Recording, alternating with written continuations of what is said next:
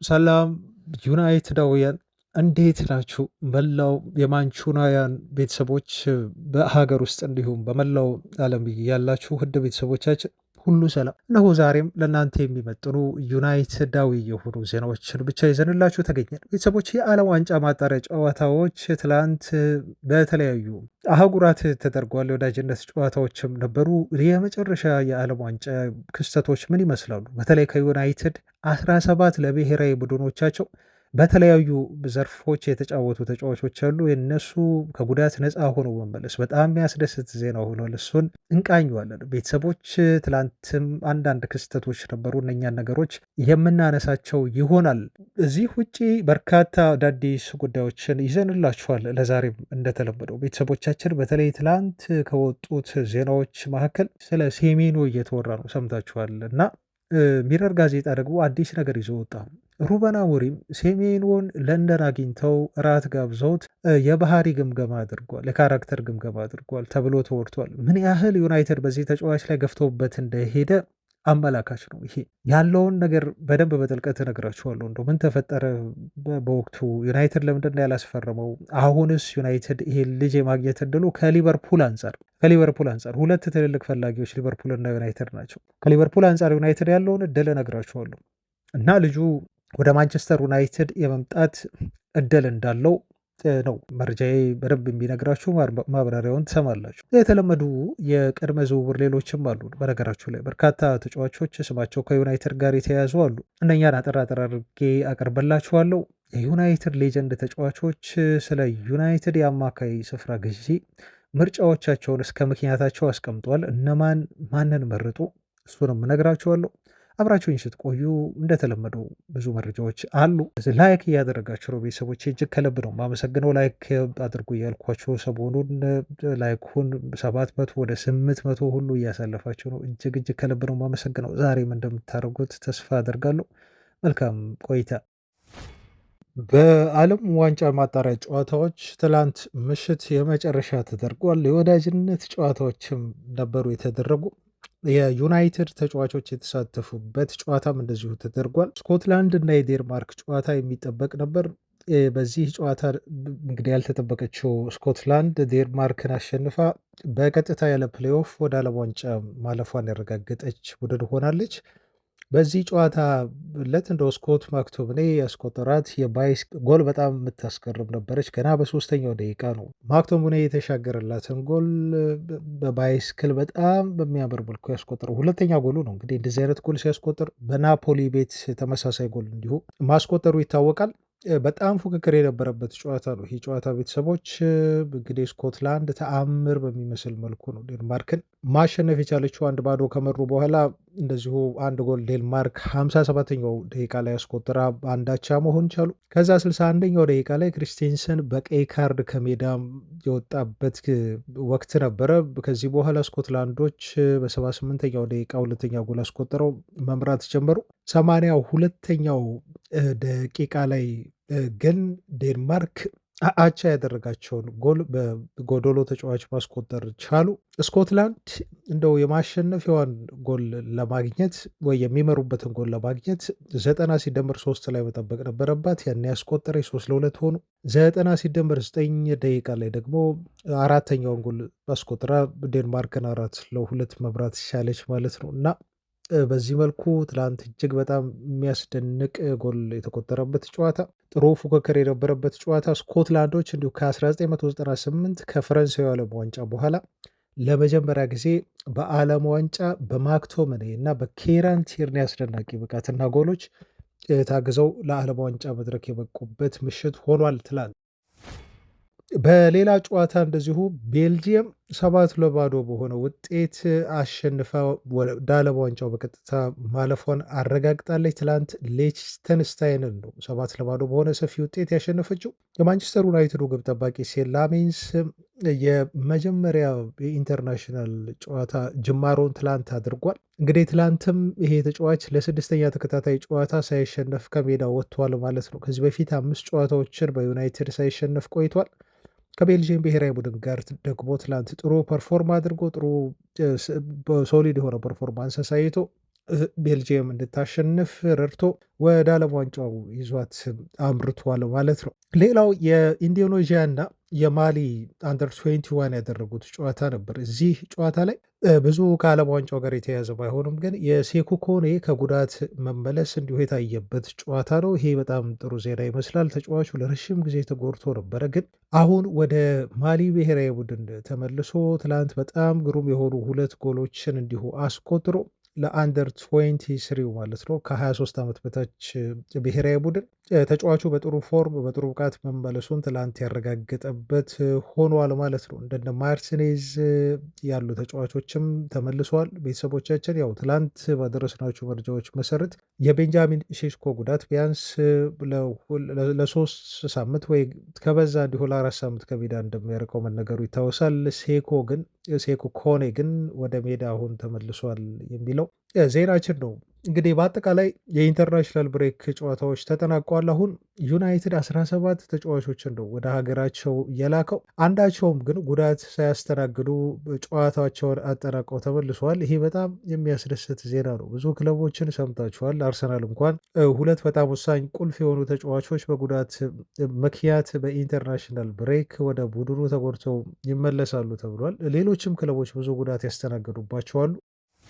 በዩናይትድ በኩል ግን 17 ተጫዋች ያለምንም ጉዳት መመለሱ የሚያስደስት ዜና ተደርጎ ሊወሰድ ይችላል ማለት ነው እና ሌሎችም ጨዋታዎች ነበሩ። ለምሳሌ አሁን ሞሮኮና ኡጋንዳ የወዳጅነት ጨዋታ አድርገው 4-0 በሆነ ውጤት ሞሮኮ አሸንፋለች።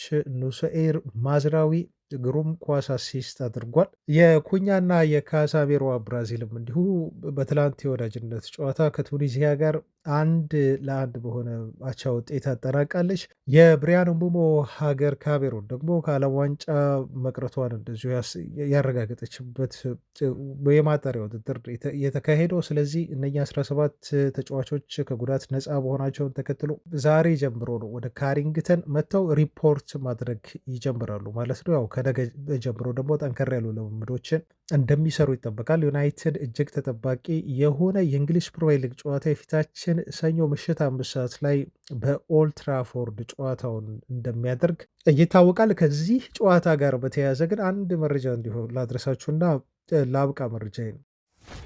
ይህንን ጨዋታ በመሃል ዳኝነት እንዲመሩት የተመረጡት አልቢትር ቶኒ ሃሪንግሰን ናቸው ተብሎም ተቀምጧል። እንግዲህ እኚህ ሰው ተሰይመዋል ማለት ነው ለሰኞ ምሽቱ የኦልትራፎርድ ጨዋታ።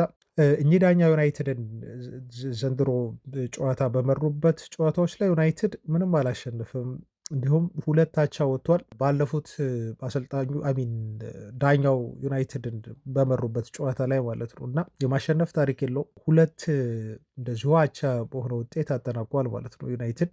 ፕላስ ደግሞ ብሩኖ ፈርናንዴዝን ከወልቭስ ጋር ስንጫወት በ2024 ላይ በቀይ ካርድ እንዲወጣ አድርገውታል።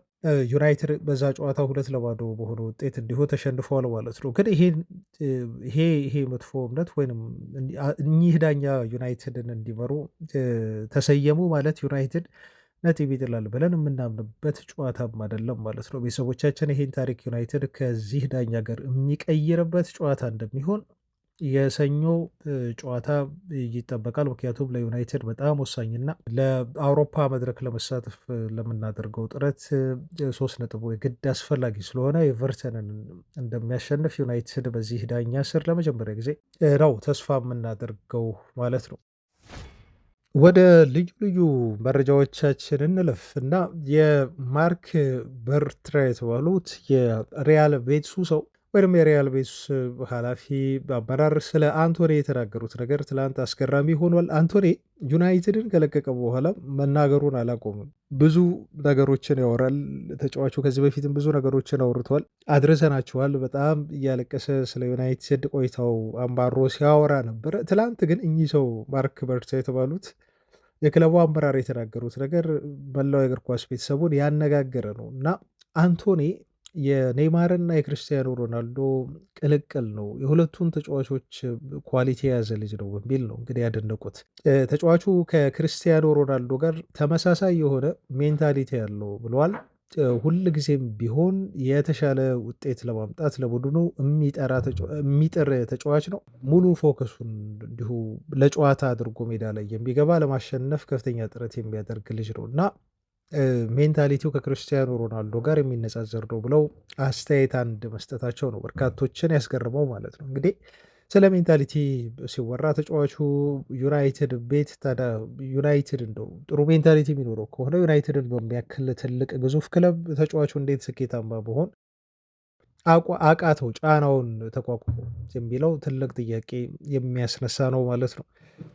አንቶኒም እንደዚሁ ተጠይቆ ነበር በተለያዩ ጉዳዮች ላይ አስተያየቱን ሲሰጥ ስለ ባየር ሙኒክም ምላሽ ሰጥቷል ማለት ነው። ባየር ሙኒክ የዝውውር መስኮቱ ሊዘጋ 24 ሰዓታት ሲቀረው ሊያስፈርመኝ ከፍተኛ ጥረት አድርጎ ነበር። እንደውም ኮምፓኒ የሙኒክ አሰልጣኝ ነው በቀጥታ ደውሎ በግል እንድመጣ ለሙኒክ እንድፈርም ሊያግባባኝ ሙከራ አድርጎ የነበረው ነገር ግን አንድ ጊዜ ለሪያል ቤትስ ቃሌን ስለሰጠው ቃሌን ማጠፍ አልፈለኩም። ምክንያቱም ቃሌን እጠብቃለሁ፣ የቃሌ ሰው ነኝ። ስለዚህ ለሪያል ቤትስ ልፈርም ችያለሁ። ምክንያቱም ሪያል ቤትስ ማለት ለእኔ የደስታ ምንጬ ነው በሚል ነው ማለት ነው አንቶኒ አስተያየቱን የሰጠው። ቤተሰቦች ያው ይመቸው። ተጫዋቹ አሁን በሪያል ቤትስ ቤት ምናልባት በላሊጋው ካሉ በጣም ምርጥ ብቃት እያሳዩ ካሉ ተጫዋቾች በዚህ ሲዝን 3ኛ ደረጃ ላይ የሚቀመጥ ነው። ግን በየጊዜው እንደዚህ አይነት ነገሮችን ማውራቱ አንቶኒ በጣም እያስገረመኝ እንዲሁ ስለመጣ ነው። የክለቡ አመራር የሰጡት አስተያየት ሜንታሊቲውን ከክርስቲያኖ ሮናልዶ ጋር ማነጻጸራቸው ትንሽ እንዲሁ ስለገረመኝ ነው። የዩናይትድን ጫና ይሄን ያህል የሜንታሊቲ ጥንካሬ ካለው እንዴት መቋቋም አቃተው የሚለው ሀሳብ ውስጥ ስለመጣ ማለት ነው። ፒተር ሽማይክል የቀድሞ የማንቸስተር ዩናይትድ ግብ ጠባቂ ሴን ላሜንስን ከአብዛኞቹ የፕሪሚየር ሊግ ግብ ጠባቂዎች የተሻለ ብቃት ያለው ግብ ጠባቂ ነው በሚል አድንቆታል። ገና 23 ዓመቱ ነው አለ። አሊሰን ቤከር ኢንተርናሽናል ብራዚላዊ ተጫዋች ነው። በኢንተርናሽናል ደረጃ ቢያንስ ለብራዚል በርካታ ጨዋታዎችን ያደረገ ግብ ጠባቂ ነው ብሏል። ራያ እንደዚሁ በብላክበርን ሮቨርስ የተጫወተ ተጫዋች ነው በሚል ነው እንደዚሁ ያደነቀው። ያው በትልልቅ ቡድኖች የተጫወቱ ግብ ጠባቂዎች ናቸው ነው ማለት ነው ራያና ቤከር። ላሚንስ ግን ገና በ23 ዓመቱ ተጫዋቹ ለማንቸስተር ዩናይትድ ለመጫወት የበቃ ልጅ ነው። ይሄ ደግሞ ምናልባት በአንዳንድ ተጫዋቾች ላይ ዩናይትድን በሚያክል ግዙፍ ክለብ ስትጫወቱ ብዙ ነገሮች አስቸጋሪ ሊሆኑ ይችላሉ ከልምድ አንጻር። ነገር ግን ይሄ ልጅ ሜዳ ላይ ስናየው በጣም ካልም ነው፣ በጣም ሪፍሌክሲቭ ነው ይለዋል። በዛ ላይ ኮማንድ ያደርጋል ኤሪያውን። የኳስ ዲስትሪቢሽንም ቢሆን በጣም አስደናቂ ነው ሲል ነው ሽማይክል የሚገልጸው። ስለዚህ ዲፌንደሮች የዩናይትድ ተከላካዮች የሰላም ትንፋሽ እንዲተነፍሱ ያስችላል። አንዳንድ ግብ ጠባቂዎች የሚመታባቸውን ኳሶች ያድናሉ።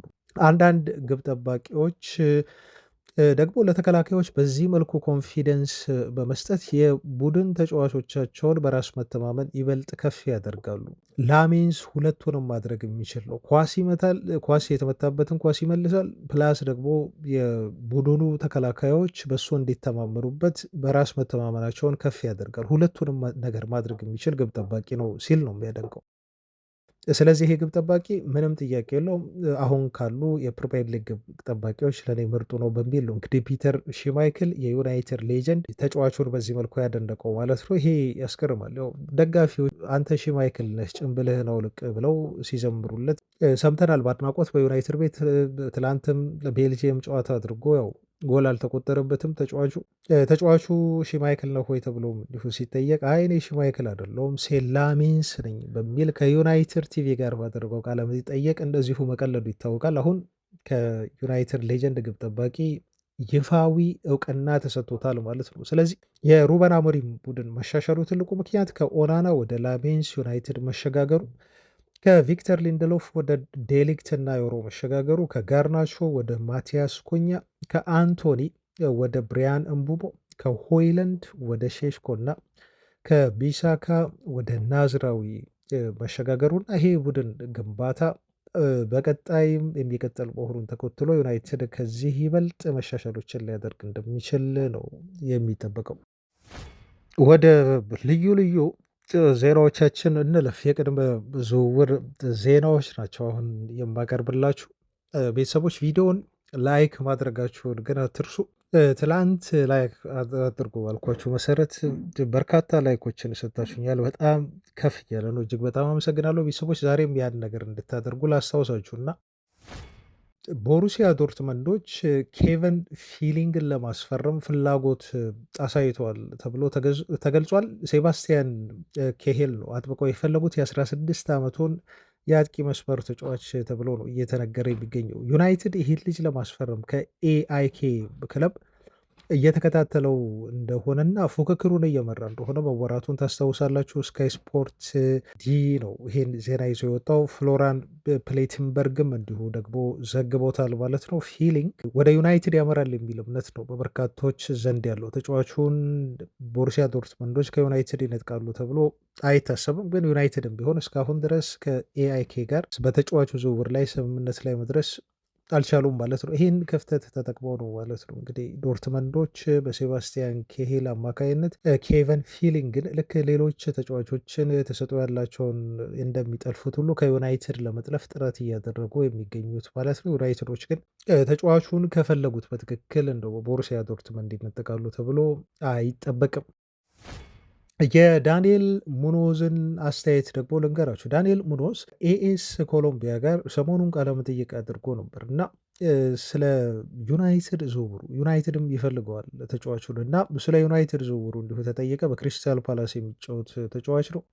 ይሄ ተጫዋች 29 ዓመቱ ነው። በነገራችሁ ላይ ግን በራይት ዊንግ ባክ ቦታ ላይ አሁን በፕሪሚየር ሊጉ በጣም ምርጥ ከሚባሉ ራይት ዊንግ ባክ ተጫዋቾች መካከል አንደኛው ነው።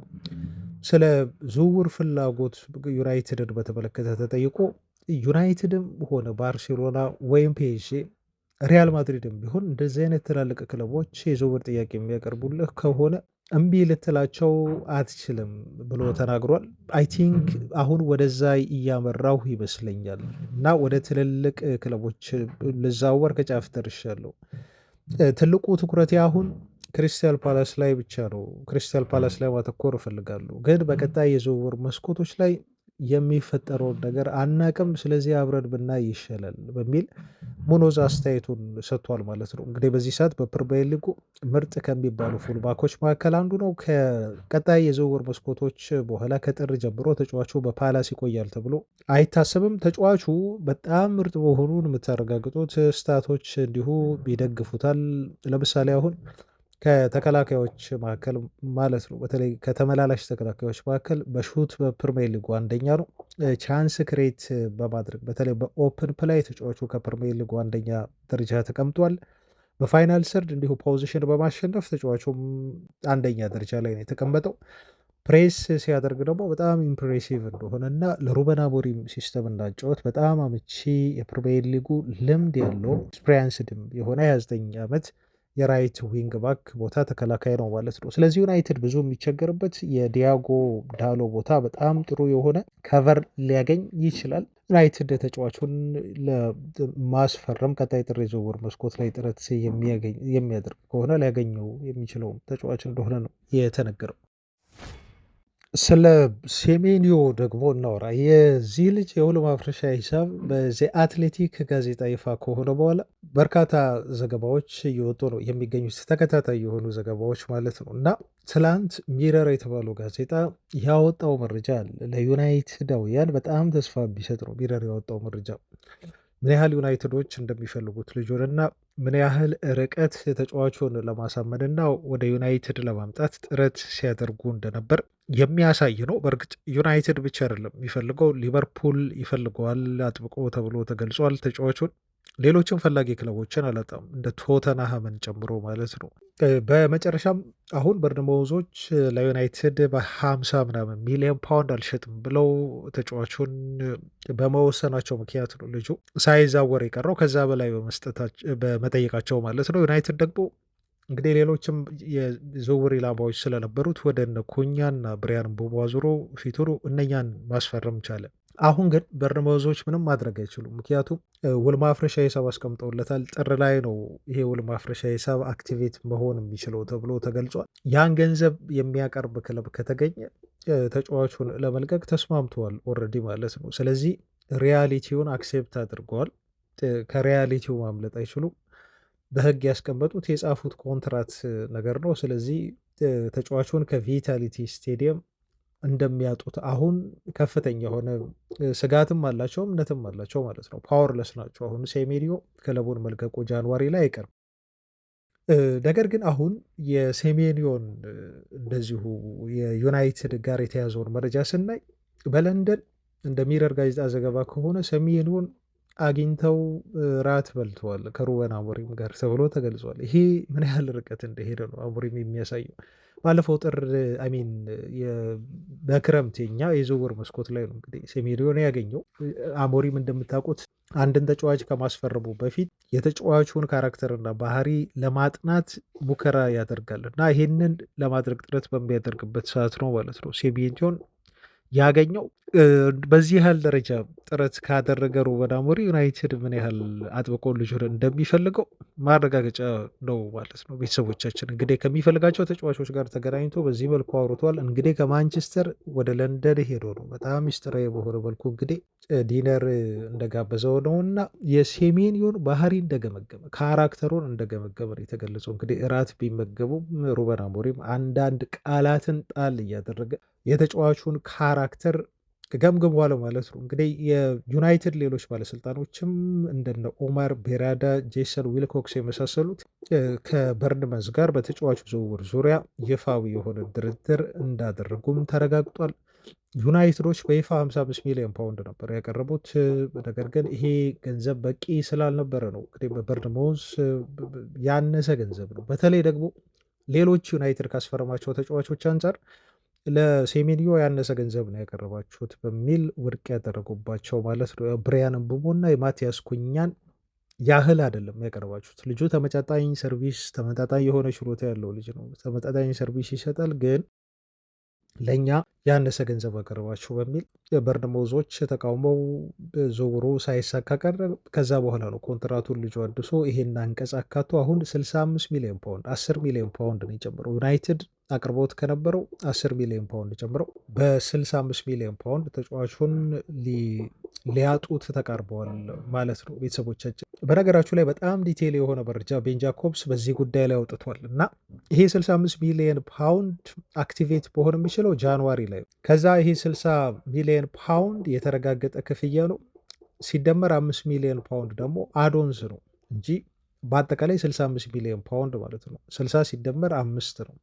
ይህም ገንዘብ ጥር የዝውውር መስኮት ላይ ካልተከፈለ በ2026 ሰመር ላይ ግን ይቀንሳል የውል ማፍረሻ ሂሳቡ ነው የተባለው። ይሄም ምን ያህል የተጫዋች ወኪል የልጁን ቀጣይ ትልቅ የሆነ ክለብ ለማግኘት በጥሩ ዋጋ ጥሩ ተደራድሮ ልጁን በበርንመዝ ቤት እንዳቆየውና አዲስ ኮንትራት እንዲፈርም እንዳደረገው ነው የሚታመነው ማለት ነው። ጥር ላይ እስከ 65 ሚሊዮን ፓውንድ ይለቃል። ከጥር በኋላ ክረምት ከደረሰ ደግሞ ተጫዋቹ ከ50 ሚሊዮን ፓውንድ ባላነሰ ነው የተባለው እና ወደ 50 ሚሊዮን ፓውንድ በሚጠጋ ገንዘብ ሰመር ላይ ይለቃል። ግን ችግሩ አሁን ይሄ ልጅ ከጥር አለማለፉ ነው። በርንመዝን በጥር ወር ላይ መልቀቁ እርግጥ መሆኑ ነው። ምክንያቱም ክለቦች በአፍሪካ ዋንጫ ምክንያት ክፍተት አለባቸው። ሴሜንዮ ደግሞ አፍሪካ ዋንጫ ላይ አይሳተፍም እንደምታውቁት።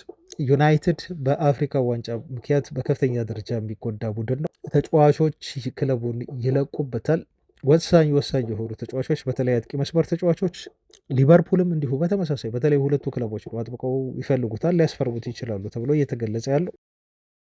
በሊቨርፑል በኩል እነ መሐመድ ሳላህን ጨምሮ በአፍሪካ ዋንጫ ምክንያት ለቡድኑ ግልጋሎት አይሰጡም። ስለዚህ ከነኚህ ሁለት ክለቦች ለአንዱ ሴሜንዮ ይፈርማል ተብሎ ነው እየተጠበቀ የሚገኘው ማለት ነው እና ይበልጥ ደግሞ ተጫዋቹ ለዩናይትድ የሚያስፈልግ ነው እኔ በግሌ የሚመስለኝ። ፕላስ ትላንት በሰማሁትና ባየሁት መረጃ መሰረት ታዲያ ሴሜንዮ የዩናይትድን ጥያቄ ሊቀበል ይችላል። እንደ አንድ ምክንያት ተደርጎ የተቀመጠው በሊቨርፑል ቤት ቢሄድ ብዙ የማጥቃት ባህሪ ያላቸው ተጫዋቾች አሉ። ስለዚህ ብዙ ኮምፒቲሽን አለበት፣ ብዙ ተፎካካሪ ተጫዋቾች አሉ። ወደ አፍሪካ ዋንጫ የማይሄዱ በሊቨርፑል አጥቂ መስመር ላይ ባለፈው ክረምት ላይ የፈረሙ ተጫዋቾች አሉ ማለት ነው። በዩናይትድ ቤት ቢመጣ ግን ቀጥታ የመሰለፉን እድል ሊያገኝ የሚችል ልጅ ነው ሴሜንዮ እና ምናልባት ስለመጫወት የሚያስብ ከሆነ በቋሚነት ከሊቨርፑል ይልቅ ሴሜንዮ ማንቸስተር ዩናይትድ ይመርጣል ማለት ነው እና አትርሱ። ባለፈው የዝውውር መስኮት ላይ ደግሞ ተጫዋቹ በግል ኮንትራቱ በደሞዙ ዙሪያ ከዩናይትድ ጋር ቀደም ብሎ ተስማምቶ አጠናቆ ጨርሷል። ስለዚህ ያልተስማሙት ሁለቱ ክለቦች ናቸው ማለት ነው። አሁን ደግሞ ውል ማፍረሻ ሂሳብ ስለሆነ ምንም ጭቅጭቅ አያስፈልገውም። ቀደም ብሎ መስማማትና አከፋፈል ስርዓቱን ስትራክቸሩን ማስተካከልና ልጁን ማስፈረም ብቻ ነው ማለት ነው። እና እኔ እየታየኝ ያለው አሁን ይሄን ልጅ ለማስፈረም ዩናይትድ በጣም በጣም ሰፊ እድል ነው ያለው። ሴሜኒዮም ዩናይትድን ይመርጣል ብዬ ነው የምገምተው። ብዙ ጊዜ ሩበን አሞሪም ተጫዋቾችን ካገኙ በኋላ በእንዲህ ራት ጋብዞ የማሳመን ችግር አለበት ብዬ አላስብም። በርካታ ተጫዋቾችን አሳምሮ ትልልቆቹን ወደ ዩናይትድ እንዲመጡ ባለፈው ክረምት ላይ አድርጓል። በሴሜኒዮም ይሄን ለማድረግ አሞሪም የሚከብደው አይመስለኝም። በነገራችሁ ላይ ሴሜኒዮ በይፋ ፍቅረኛውን ፕሮፖዝ ትላንት አድርጓል። ምስል እያየሁ ነበር እና ይሄ ጋናዊ ተጫዋች ቀጣይ የዩናይትድን ማሊያ ለብሶ የዩናይትድን የአጥቂ መስመር እየመራ ልናየው የምንችልበት እድል በጣም ሰፊ ነው። እንቀጥል ቤተሰቦች፣ መረጃዎቻችን ወደ እናንተ መድረሳቸውን ይቀጥላሉ። ግን ከጀርባ ምናልባት ድምፅ ከሰማችሁ ያረበሻችሁ ከልብ ይቅርታ ጠይቃለሁ። ቤተሰቦች አስቸጋሪ በሆነው ሁኔታ ውስጥ ነው ሪከርድ ያደረኩላችሁ ማለት ይቻላል ዛሬ። ስለዚህ ልሰሙ ትችላላችሁ ከጀርባ ድምፅ አንዳንዴ፣ ግን እንደምትረዱኝ ተስፋ አድርጋለሁ። ያው ከሚቀር መረጃዎቹ ብዬ ነው። የእናንተ ፍቅር ነው፣ የስራም ፍቅር ነው። ስለዚህ ትረዱኛላችሁ ብዬ ተስፋ አድርጋለሁ። ቤተሰቦች ነገ ለማስተካከል እሞክራለሁ። ዋናው መገናኘታችን መረጃውን እንዲሁ ማድረሴ ነው ብዬ ስለማስብ ነው።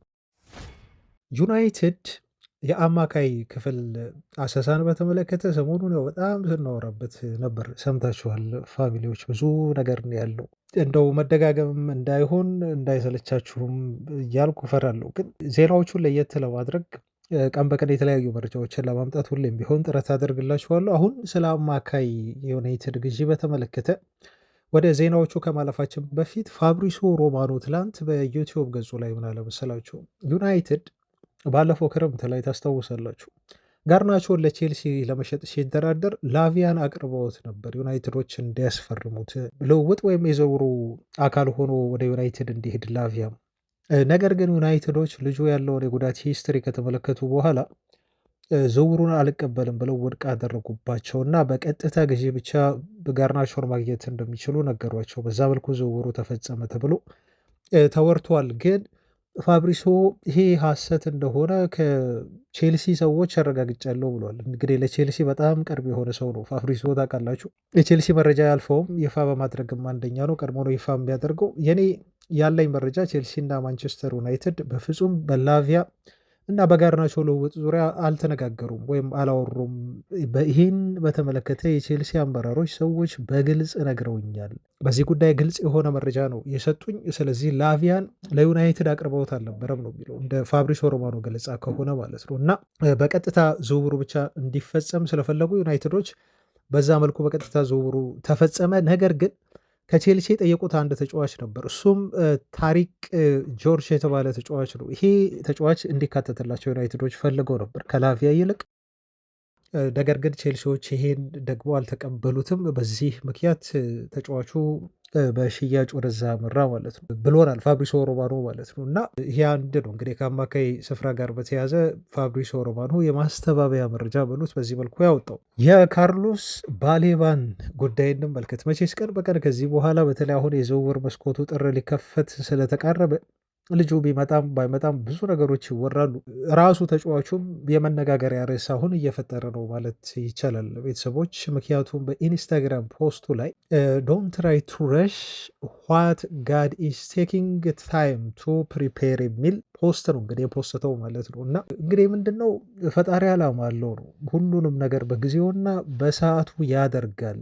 ስለዚህ አትቸኩል፣ ተረጋጋ አይነት መልእክት ያለው ነው። ፈጣሪ ሁሉንም በወቅቱ በጊዜው በሰዓቱ ለአንተ ይፈጽማል። ፕላን አለው ለሁሉም ነገር። በአጠቃላይ እንግዲህ አሁን ስንተረጉመው ፖስቱን ማለት ነው። አሁን ይህን ፖስት እንግዲህ ብዙዎች ከዩናይትድ ዝውውሩ ጋር አድርገው እየተቀባበሉት ይገኛሉ። ምክንያቱም የዩናይትድ ዝውውሩ ያልተሳካለት ልጁ ወይም ብራይተኖች ተጫዋቹን በግድ በክለቡ ቢያቆዩትም ነገር ግን ያው ፈጣሪ ፕላን ስላለው እቅድ ስላለው ለእኔ ወይም በእኔ ሕይወት ላይ በእቅዱ መሰረት እሱ በፈቀደውና ጊዜና ሰዓት ይሆናል አይነት ትርጉም ተሰጥቶታል ማለት ነው ፖስቱ። ቤተሰቦች ስለ ባሊባ አሁን ብዙ ያወራናቸው ነገሮች አሉ። ከዚህ በፊት ታውቃላችሁ የልጁን አቋም መውረድ በተመለከተ ትላንት የተጫወተባቸውን የቆየባቸውን ሜዳ ላይ ደቂቃዎች ሁሉ ሳይቀር ነው እየተመለከትነው። አሁን በዚህ ፖስቱ ምን እርግጠኛ መሆን እንችላለን? ተጽዕኖ አሳድሮበታል ለዩናይትድ ዝውውር አለመሳካቱ። በእግር ኳስ ኬሪየሩ ላይ ተጫዋቹ የሆነ ትልቅ የሆነ ክስተት ነበር። ያ ሞመንት የፈለገው ሞመንት ነበር፣ ግን እሱ እንደፈለገው አልሆነለትም። ስለዚህ ተጫዋቹ በአእምሮ ደረጃ አሁን በፊት ያለበት ሜንታል ስትሬንግዝ ላይ አይደለም የሚገኘው። ይህን 100% እርግጠኛ መሆን ትችላላችሁ ከሚያደርጋቸው አክቲቪቲዎች፣ ከብቃቱ ብዙ ነገር ስታዩ እና ባሊባ አሁን ልቡ ዩናይትድ እንዳለ ከሚፖስታቸው ፖስቶች ማረጋገጥ ትችላለች። ሁሉ የዩናይትድ ተጫዋቾች ፖስት ላይ ሁሉ ብዛት እኮ ላይ ሪያክት ያደርጋሉ እና ልቡ ቶታሊ ብራይተን ቤት የለም ማለት ነው። አሁን ቀጣይ የምናየው የዩናይትዶች ፍላጎት እንዳለ ሆኖ የተለያዩ የዩናይትድ ሌጀንዶች አማካይ ስፍራ ላይ ማንን ይመርጣሉ፣ ዩናይትድ ማን ቢያስፈርም የተሻለ ነው ብለው ያስባሉ ወይንም ይናገራሉ የሚለው እንዲህ ከዚህ በፊት የፓትሪስ ኤቭራን ነግሬያቸዋለሁ። ባሌባን ዩናይትድ ማምጣት አለበት ብሎ ተናግሯል።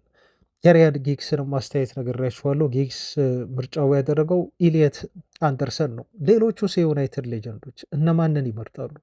ዩናይትድ ቀጣይ የዝውውር መስኮት ላይ አማካይ ስፍራ ላይ ቢያመጣው ቲሙን ይቀይራል ብለው የሚያስቡት ተጫዋች ማን ነው ለሚለው ምላሽ እሰጣችኋለሁ ማለት ነው። አሁን የሮይኪን እና የሪዮ ፈርዲናንድ ነው ምላሽ የምሰጣችሁ እና እነኚህ ሁለት የዩናይትድ ሌጀንድ ሰዎች ክለቡ ማስፈረም አለበት ብለው ያሰቡትን የአማካይ ስፍራ የየግሎቻቸውን ጠቅሰዋል ማለት ነው እና አንደኛው ዋርተንን እንደዚሁ ይጠቅሳል። ሌላም የዩናይትድ ሌጀንድ አለ ሌላ ተጫዋች የሚጠቅሰው ግን መጀመሪያ ዋርተንን የመረጡትን ዋርተን በነገራችሁ ላይ በቀጣይ ጥር የዝውውር መስኮት ወደ ዩናይትድ እንደማይመጣ አሁን ኦልሞስት በቃ ተረጋግጧል። ጥር የዝውውር መስኮት ላይ የሚሆን ዝውውር አይደለም። ይሄ ጃንዋሪ 2024 ላይ ነበር በ18.5 ሚሊዮን ፓውንድ ክፍያ ብቻ ከብላክበርን ሮቨርስ ክሪስታል ፓላሶች አስፈርመው ወደ ሼልቨርስት ፓርክ ስቴዲየም ተጫዋቹን ያመጡት። አሁን ግን ከ80 ሚሊዮን ፓውንድ በላይ ዝውውር ገንዘብ በዚህ ተጫዋች ላይ ለጥፈው ተጫዋቹ በክለቡ እንዳይወጣ ፈላጊ ክለቦችም እንዲሸሹት እያደረጉ ይገኛሉ። በተለይ ጥር ላይ በፍጹም ይህን ተጫዋች ዩናይትድ ማዛወር እንደማይችሉ እድሉ እንደሌላቸው አምነው ተቀብለው ወደ ሌሎች ርካሽ ወደ ተባሉ በቀላሉ ላይ ያገኟቸው ወደሚችሉት ታርጌቶቻቸው ፊታቸውን ማዞራቸውን እና የዋርተንን ጉዳይ እስከ ሰመር የዝውውር መስኮት ወይም በእኛ ክረምት የዝውውር መስኮት ድረስ ለመጠበቅ መገደዳቸውን የተገለጸው ፈረንጆች ዊንተር ይሉታል። የዝውውር መስኮቱ ሲከፈት ያኔ ይሞክራሉ ማለት ነው፣ አዲስ ነገር እስካልተፈጠረ በስተቀር ማለት ነው። አሁን ኬን ሲናገር ምን ብሎ ይገልጸዋል? አደም ዋርተን በጣም የምወደው አማካይ ነው ይላል። እንግዲህ አንድን አማካይ ለመገምገም መቼስ ከሮይ ኪን በላይ ጥሩ ገምጋሚ ሊመጣ አይችልም። ታውቃላችሁ ለምን ይሄን እንደምል። ዋርተንን በጣም እወደዋለሁ አደንቀዋለሁ ይላል። ዘመናዊ የሆነ የአማካይ ስፍራ ተጫዋች ያሉትን ኳሊቲዎች በሙሉ አሟልቶ የያዘ ነው። ለምሳሌ አሁን አማካይ ስፍራ ላይ አለ ሮኪን ሲናገር አማካይ ስፍራ ላይ አንድ የአማካይ ተጫዋች ኳስ ሲይዝ የሚያስበው ሁለት ነገር ነው አለ። አንድ ኳሱን ሳይድ ዌይ ልስጠው ወይምስ ደግሞ ኳሱን ባክዋርድ ልመልሰው ወይ ብሎ ነው ሊያስብ የሚችለው። ይሄ የአማካይ ተጫዋቾች ባህሪ ነው አለ። ወይ ከጎኑ ላለ ሰው የጎንዮሽ ፓስ ያደርጋል፣ አሊያም ደግሞ ኳሱን ወደ ኋላ ይመልሰዋል ማለት ነው። እንግዲህ አማካዮች ብዙ ጊዜ የሚያደርጉት እንደዛ ነው። ነገር ግን ዋርተንን ልብ ብዬ ስመለከተው እና በጣም የምወድለት ኳሊቲ ተጫዋቹ ሁል ጊዜም ቢሆን ወደፊት ያሉትን ኦፕሽኖች ይመለከታል። ኳሱን ወደፊት በመጣል ወደፊት ፓስ በማድረግ እንዲሁም ቀዳዳዎችን በመፈለግ ለማጥቃት ቲም ወደፊት ፕሮግሬሲቭ ፓስ እንዲያደርግ ሁል ጊዜም ቢሆን ተጫዋቹ ክፍተቶችን ይመለከታል። ይሄ ከአማካዩ ላይ ያየሁት በጣም ጠንካራው ጎኑና የወደድኩለት ነገር ነው ብሎ ነው ሮይ ኪን የሚናገር። ነገር ግን አለ ይሄ ልጅ አሁንም ቢሆን ማቹሪቲ ይቀረዋል፣ ገና ልጅ ነው የሚለው 23 ዓመቱ ነው እንደምታውቁ። በቀጣዮቹ ዓመታት ግን ተጫዋቹ ገና ቶፕ ሌቭሉ ላይ የሚያደርሱት ፖቴንሻሎች አሉት ብሎ ነው የሚገልጸው። ሮይ ኪን ብዙ ጊዜ ተጫዋቾችን አያደንቅም ታውቃላችሁ። ምንድን ነው የሚለው የቡድን አጋሮቹ ላይ ጫና ማሳደር አሁንም ይጠበቅበታል። ይሄ ጫና እኔ ሜዳ ውስጥ ስጫወት አለ ሁልጊዜም ቢሆን እጮዋለሁ አለ። በተቃራኒ ቡድን ተጫዋቾች ላይ ብቻ አይደለም ጫና ማሳደረው የራሴ ቡድን አጋሮች ላይ የቡድን ተጫዋቾች ላይ እጮዋለሁ። ኳሱን እንዲያቀብሉኝ ምንጊዜም ቢሆን እወተውታቸዋለሁ ሜዳ ላይ እንጂ ዝም ብዬ አልመለከትም። በጣም ብዙ አብዶ ሲሰራ አንዳንድ ተጫዋች ሁሉ አይወድም ሮይ ኪን ታውቃላችሁ። እና ፓስ ቶሎ እንዲደረግ ይፈልጋል። እኔ ፓስ ስጡኝ ብዬ ሁል ጊዜ ነው መሃል ሜዳ ላይ ሻውት የማደርገው፣ በጣም እጮሃለሁ፣ ዲማንዲንግ ነኝ ብሎ ነው የሚናገረው። እና ዋርተን የጎደለው አሁን እቺ ነገር ነች። ይህንንም እንደው ልጅ ስለሆነ ነው ከኤክስፔሪንስ አንጻር ነው እንጂ ወደፊት ግን 1-2 ዓመት ተጫዋቹ ሲጨምር ይህንን ባህሪ ያሳድጋል ብዬ አስባለሁ። የቡድን አጋሮቹ ላይ ሃርሽ መሆን አለ። ጥሩ ፖዚሽኒንግ ላይ ከሆነ ነፃ ከሆነ ኳስ ስጡኝ ብሎ ተጫዋቹ አግሬሲቭሊ መናገር መቻል አለበት። ይሄን ደግሞ እየበሰለ በመጣ ቁጥር ያደርገዋል ብዬ እጠብቃለሁ ሲል ነው ማለት ነው ሮይ ኪን የእሱ ምርጫ ዋርተን እንደሆነ ዩናይትድ ቢያስፈርመው እንደሚመኝ ስለ ተጫዋቹ አስተያየቱን የሰጠው ማለት ነው። ሪዮ ፈርዲናንድ ምርጫውን እሱም ያስቀምጣል። ሪዮ ፈርዲናንድ የራሱ የሆነ የታወቀ ዩቲዩብ ቻናል አለው። እንደምታውቁት ሪዮ ፈርዲናንድ ፕሬዘንትስ ይባላል። በጣም የታወቁ ሰዎችን ይጋብዛል። ትላንት እንኳን የዩዜን ቦልትን ቃለ መጠይቅ አድርጎት እንዲሁ አቅርቤላችኋለሁ። ስለ ዩናይትድ ቦልት የተናገረው እና አሁን በደንብ እየሰራበት ነው የሚገኘው ዩቲዩቡን ማለት ነው። አንድ ተጫዋች ጥቀስ ካላችሁኝ አለ ሪዮ ፈርዲናንድ ለዩናይትድ የአማካይ ክፍል ቢያስፈርሙት ብዬ የምመኘው ተጫዋች አደም ዋርተንን ነው። ይህን ተጫዋች በጣም ነው ከልቤ የማደንቀው ሲል ይናገራል ፈርዲናንድ አድናቆቱን።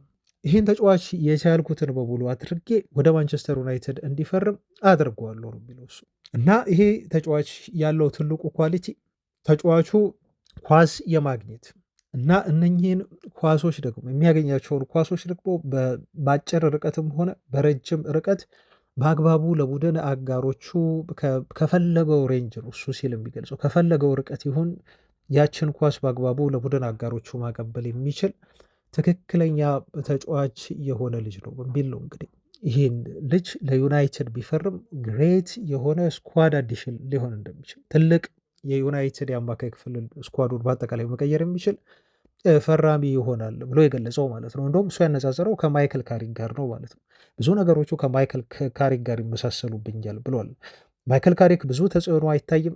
እንግዲህ ዩናይትድን መደገፍ የጀመራችሁ ቆየት ብላችሁ ታውቁታላችሁ ቤተሰቦቻችን። ሜዳ ላይ የሚጮህ አይደለም፣ በስራው ግን ስራው ብዙ የሚጮህ ሜዳ ላይ የሚሰራቸው አማካይ ስፍራ ላይ የሚሰራቸው ነገሮች በጣም በእርጋታ የሚከወኑ ግን ፓሶቹ ደግሞ ፍጹም የማይዛነፉ አስገራሚ ፓሶች ነበር። የዩናይትድን የአማካይ ክፍል በደንብ ሚዛን የሚጠብቅ ተጫዋች ነበር። ስለዚህ አደም ዋርተንን ከሱ ጋር ነው የማነጻጽረው እና እሱ ቢፈርም እመርጣለሁ ሲል ሪዮ ፈርዲናንድ በዚህ መልኩ ምርጫውን አሳውቋል ማለት ነው። እንቀጥል። ሶስተኛው የዩናይትድ ሌጀንድ ፖል ስኮልስ ምርጫው ማን እንደሆነ እሱም ተናግሯል። ከዛ በፊት ግን ስለ አንድ የዩናይትድ የአማካይ ክፍል ተጫዋች እንደዚህ ብሏል። አሁን የካሳሜሮ ጊዜ በዩናይትድ አልቋል። ከዚህ ሲዝን በላይ ካሳሜሮ በዩናይትድ ቤት አይቆይም። ስለዚህ ተጫዋቹ ዩናይትድን መልቀቁ አይቀሬ መሆኑን ተከትሎ ማን እሱን ሊተካው እንደሚገባ ነው ፖል ስኮልስ የተናገረው ማለት ነው። ካሳሜሮ በኦልድ ትራፎርድ ያለው ጊዜ ያበቃ መሆኑን እርግጠኛ ሆኖ ነው ፖል ስኮልስ የሚናገረው። ስኮልስ ብራዚላዊ ኮከብ እድሜው እየገፋ ነው፣ 33 ደርሷል፣ ኮንትራቱም አልቋል። ስለዚህ ቀጣይ ሲዝን በዩናይትድ ቤት የሚቆይ ተጫዋች አይደለም ብሎ ይናገራል በድፍረት። ተተኪውስ ማን ይሆናል ብለህ ታስባለህ? ማን እንዲሆንስ የእሱ ተተኪ ትፈልጋለህ ተብሎ ሲጠየቅ ፖል ስኮልስም የኖቲንግሃም ፎረስቱ ወጣት አማካይ ኢሊየት አንደርሰን ትክክለኛ የካሳሜሮ ተተኪ ይሆናል ሲል፣ ፖል ስኮልስ ደግሞ ኢሊየት አንደርሰንን መርጧል ማለት ነው። እንግዲህ የዩናይትድ እነኚህ በተለይ ሁለቱ የአማካይ ስፍራ ተጫዋቾች ናቸው እና ዩናይትድ እውነት የሚያስፈልገው አንድ አማካይ ብቻ ነው ወይ? ከአንድ አማካይ በላይ ነው ዩናይትድ የሚያስፈልገው። ቀጣይ ጥር ላይ የሆነ አንድ አማካይ ያመጣሉ ብለን ብናስብ ቀጣይ ሰመር ላይ ደግሞ አንድ ወይም ሁለት ሌላ ተጨማሪ ትልልቅ አማካዮችን ሊያመጡ የሚችሉበት እድል በጣም ሰፊ ነው እና የዩናይትድ ሌጀንድ ተጫዋቾች በዚህ መልኩ ምርጫዎቻቸውን ይፋ አድርጓል። በአማካይ ስፍራ ላይ ዩናይትድ እንዲያመጧቸው የሚፈልጓቸውን ተጫዋቾች የእናንተ ምርጫዎች ይኖራሉ እንደተወያየንበት። ከዚህ በፊትም ምርጫዎቻችሁን ነግራችሁኛል ቤተሰቦች። ግን አሁን እዚህ ጋር እርግጠኛ የሆነ መረጃ ከፖል ስኮልስ ውጭ ማለት ነው እንደው ማርክ ጎልብሪጅን ልጥቀስና፣ ጎልብሪጅ በዩቲዩብ ቻናሉ ላይ ዩናይትድ ስታንድ የተባለ ቻናል አለው እንደምታውቁት። እዚህ ቻናል ላይ ከክለቡ የውስጥ ምንጮቼ አገኘሁት ባለው መረጃ መሰረት ካሳሜሮ የዩናይትድ የመጨረሻው ሲዝኑ ነው። የኮንትራት ድርድር እንዳለ ታውቃላችሁ፣ ንግግር አለ። ክለቡ ተስፋ አልቆረጠም። ተጫዋቹን በክለቡ ቤት ለተጨማሪ ዓመት ለማቆየት ጥረት እያደረገ ነው። ይሄ ግን ፍጹም አይሳካም። ካሳሜሮ ዩናይትድን ይለቃል በእርግጠኝነት። በጣም የማምናቸው የክለቡ የቅርብ ሰዎች ነው የነገሩኝ። ካሳሜሮን ለቋል ወይም ሄዷል ሰመር ላይ ብሎናል። እና ይህም አንድ ትልቅ ዜና ነው ማለት ነው። ዩናይትድ ይበልጥ አማካይ ስፍራ ተጫዋቾችን ለማስፈረም ክረምት ላይ አግሬሲቭሊ አንድ ብቻ አይደለም 2-3 አማካዮችን እንዲያመጣ ወደ ገበያም እንዲወጡ የሚያደርገው ነው። የብሩኖ ፈርናንዴስ ቆይታ በዩናይትድ አሁንም ክፍት ሆኖ ሳለ ማለት ነው። ብሩኖ ፈርናንዴዝ የዓለም ዋንጫ ከተሳትፎ በኋላ ምን ሊወስን እንደሚችል አናውቅም። ቤተሰቦች ዩናይትድ ትልቅ የሆነ የአማካይ ክፍል ምን ይፈልጋል? ሪቮሉሽን ይፈልጋል። ትልቅ የሆነ ለውጥ የቡድኑ ቀጣይ ግንባታ ዋነኛው ማዕከል የአማካይ ክፍሉ ይሆናል ማለት ነው እና በቀላሉ እንደው አንድ ብቻ አማካይ ዩናይትድ አምጥቶ ቁጭ የሚልበት ነገር አይደለም። እርግጠኛ ለመሆን ዩናይትድ በደንብ ተሻሽሏል። አማካይ ቦታ ላይ በደንብ ዩናይትድ እንደው የፕሪሚየር ሊጉን ዋንጫ ሊያነሳም ይችላል። ጥሩ ተፎካካሪ ይሆናል ብለን ቀጣይ ሲዝን እንድንናገር ከጥር በኋላም እንድንናገር ፈራሚዎች በተከታታይ ማድረግ መቻል ይኖርበታል አማካይ ክፍል ላይ ተብሎ ነው የሚገለጸው። ያንንም እንደሚያደርጉ ይጠበቃል። ቤተሰቦቻችን ለዛሬ ያስኮላችሁ መረጃዎች እነኝን ይመስላሉ። አብራችሁኝ ስለቆያችሁ ከልብ አመሰግናለሁ። ነገም በአዳዲስ መረጃዎች እንዲሁ አገኛችኋለሁ። እስከዛ ሰላሙ ነው ባይ